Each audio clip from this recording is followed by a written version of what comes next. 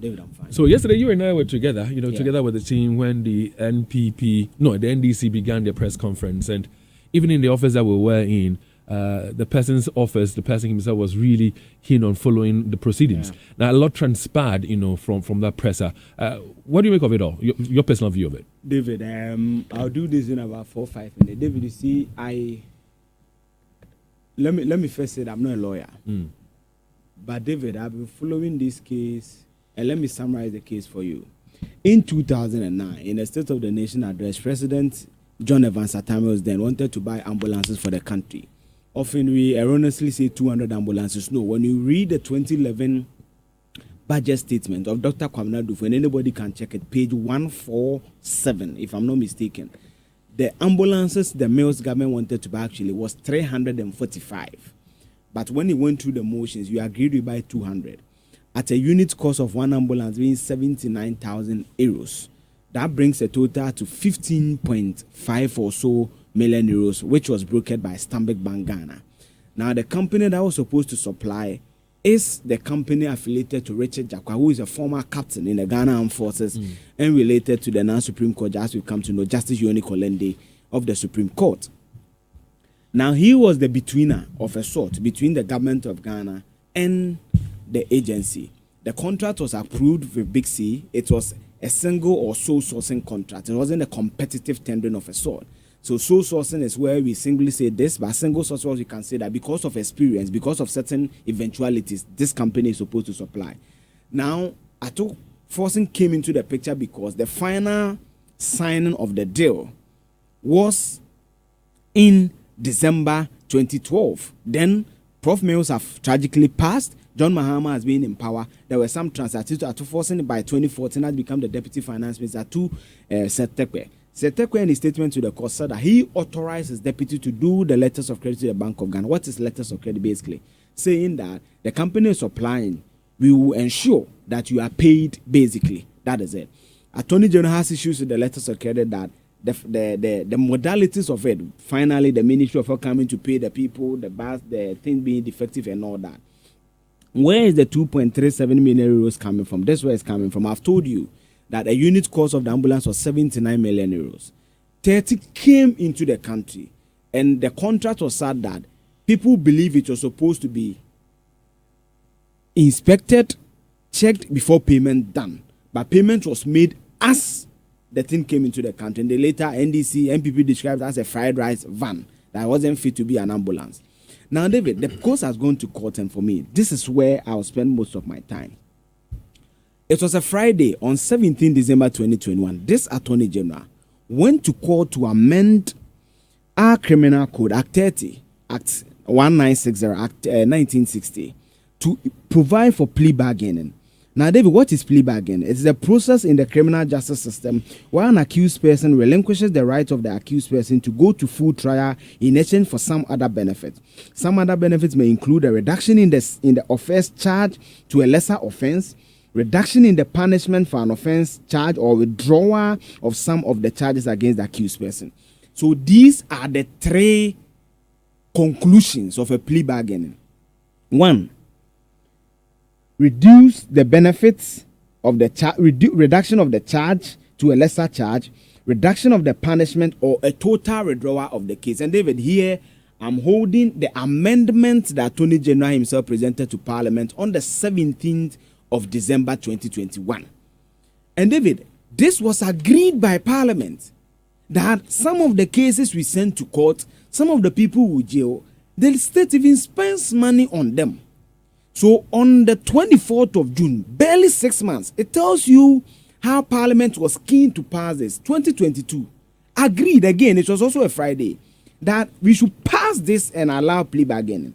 Now, David, these are the benefits of plea bargaining.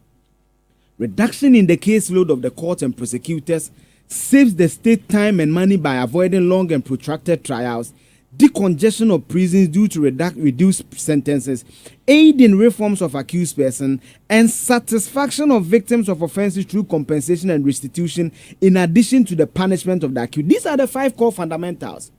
David, per Asase, and we know that these people were leading the conversation. The leaks they wrote by the story of Yoruba Force Asase, and it's on their website. Big C on 2 occasions said they conferred with their agent and that the trial is denigrating their integrity as a company. They spoken to Jakpa, who is the third accused in this case, and their local agent who brokered the deal for them, that they want to pay 2 million euros. And the state of Ghana, what we have to do is that the day we agree the settlement, they will pay 500,000 euros. Then 6 months after the effective date of the plea bargaining agreement, pay 1.5 million euros. And Ghana should ship the supposed 30, that's what they are saying, suppose, that's what I'm using the word, 30 defective ambulances to them back in Dubai. Dave, commonsensically, based on the history of this Attorney General, who for the first time, there were some elements of plea bargaining, but the first time for us to inculcate it into Act 30, the Criminal Code of Ghana, which is 61 years. 64 years, right? Because 64 years. What's under the Attorney General? That is his monumental achievement. So my question is, why then is the Attorney General on 2 occasions saying that he will not accept the plea bargaining? Dave, he didn't state reasons in his letter. I think that for me, this is where my issue. I'll not go into, that will be sub judice. I'm not a lawyer. I don't want to go into the matters of the law.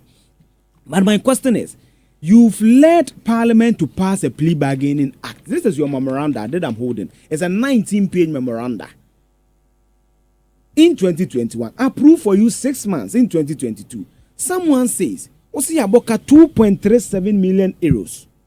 So the difference there, the 2 million there, the difference about 370,000. Is it that you want them to pay more? Because for me, one thing I want the Attorney General to do, and if he will do, and when he comes back, or it's through his spokesperson, one Wilberforce Mensah, they should explain to the state of Ghana why we spent money. Because when Parliament passes law, papers are printed. It's money. Why we spent law to agree with him that there should be plea bargaining on our criminal code. Then he turns around and rejects someone paying 2 million. So yesterday, did you see the road we used to go to Mansour to be at the Petit Road? Did you see it? So for me, David, this is where my issues are. Again, I'm not a lawyer. But Dave, when an Attorney General calls, and the MPP didn't deny it when you listen to the head of legal, Frank Davis, to tell an accused to lie to the court that he is unwell. The Attorney General has 2 deputies, one Etuya and Asona Dapa, the daughter of the former Administrator of the Judicial Assembly Common Fund.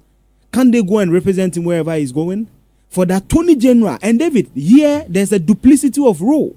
The Attorney General and Minister of Justice to tell someone on a phone call that lie that you are unwell. That is curious to me. So David, I'm raising issues here. One, why is he not allowing the plea bargain? Why? He should explain to. I'm not saying that he should accept it, but I'm saying that common sense can, based on what I've read to you, the intent of the plea bargain. Why is he not accept? 2, why is he placing court? David, where do you think a PA for Kreduma? Why is the Minister of Justice? And David, with the precedent that this gentleman, a court has already issued a bench warrant for him for some similar excuses. So why was he telling the gentleman to tell the court he's unwell when he knows he's not well? Thirdly, David, we know that Justice Yoni Kolende, a very learned attorney, just about 4 or 5 years at the bar, he was called the same time Professor Henry Tamensa Bonsu and the likes, has worked in the Kufuor law firm. We know Godfred Yeboah Dame is also a protege of the Kufuor law firm. That connection for me needs to be probed. Why was the Supreme Court judge house being the venue to discuss a case pending at the court? So there be 3 instances. That representation here for Jakpa. Yes, I've listened to his spokesperson. David, for me, he need to sack that gentleman, the Wilberforce Mensah guy. When you listen to him on the probe and some of the things he said, it raises more questions. Now, David, lastly, the last question for the 4th one is that, David, I am also not happy with the NDC and how they've handled this issue. David, in our country, we tend to always color crime.